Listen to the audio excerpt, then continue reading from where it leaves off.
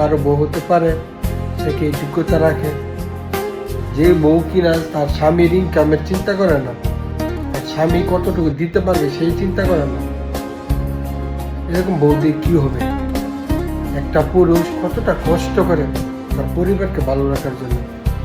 প্রতিটা এই যে সবাই কাপড় নেয়, কিন্তু পুরুষ মানুষ কাপড় নেয় না, কেন নেয় না? আর তার পরিবারকে ভালো রাখার জন্য।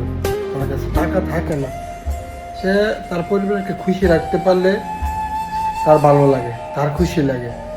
আর এই মহিলাটা দেখেন কি কাজটা করছে, সে কত বড় একটা কাজ করছে।